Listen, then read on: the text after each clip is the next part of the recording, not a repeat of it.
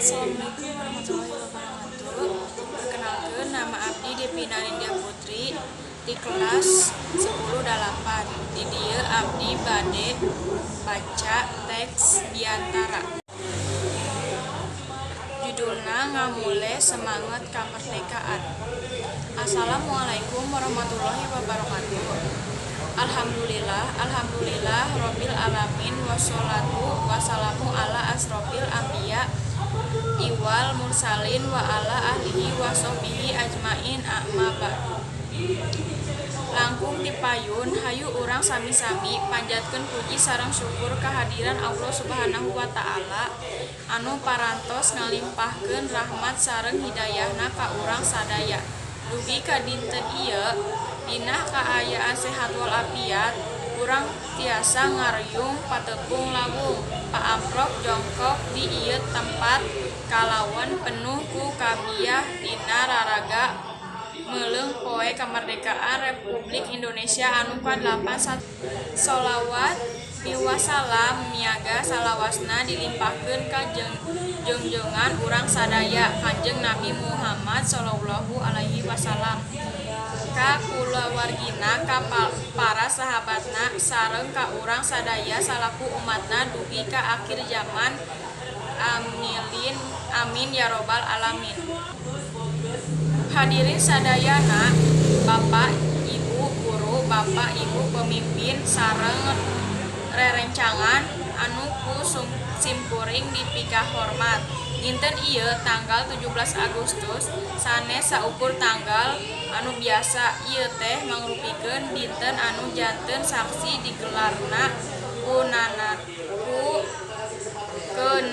hiji nagara. Dinten ieu anu ngagambarkeun puncak tina sagala rupa pangorbanan cipanon jeung getih para pahlawan bangsa. Dina dinten ieu 75 taun ka tukang Letna Jenderal Soekarno kalayan sora anu ngageterkeun jagat macakeun naskah proklamasi anu negeskeun yen kami bangsa Indonesia menyatakeun ku ieu kemerdekaan Indonesia.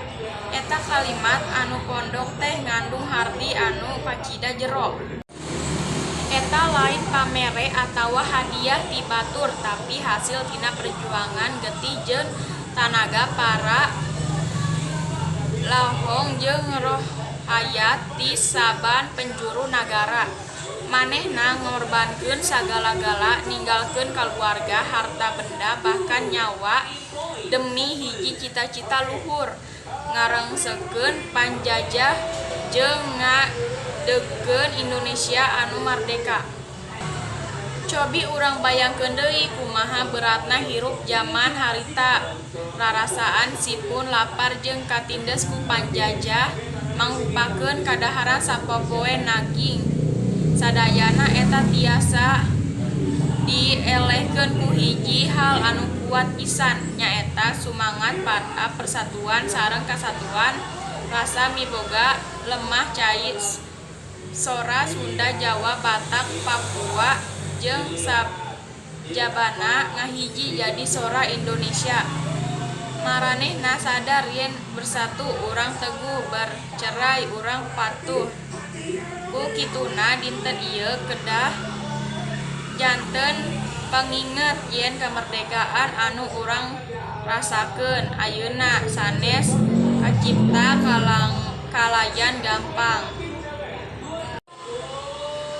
Bapak Ibu rerencangan sadayana, kamardekaan teh lain akhir tina perjuangan, tapi awal tina perjuangan anu anyar. Upami kapungkur mah musuh urang teh penjajah anu ngampak, ayeuna mah musuh urang teh leuwih pinter jeung leuwih loba rupa.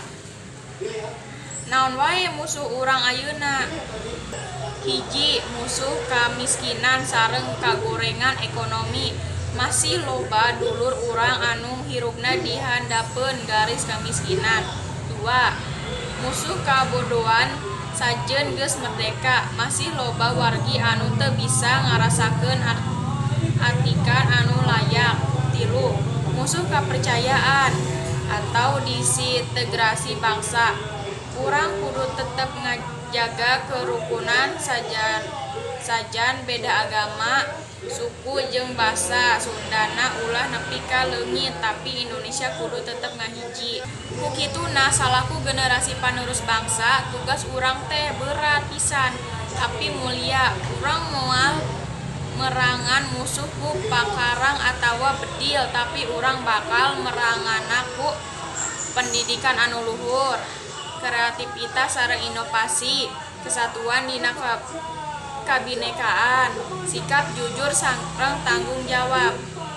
Hayu urang jadikeun ieu kamardekaan salaku modal utama pikeun ngawangun Indonesia emas anu dicita-citakeun. Urang kudu ngabuktikeun yen ngorbankeun maranehnana henteu sia-sia. Hadirin sadayana anu mulia, rupina sakitu diantara disimkuring. Hapunten pilih aya cariosan anu kirang merenah dina mana hadirin sadaya kelelepan mah datangna ti simkuring sareng kasampurnaan mah ngan kaagungan Allah Subhanahu wa taala. Wassalamualaikum warahmatullahi wabarakatuh.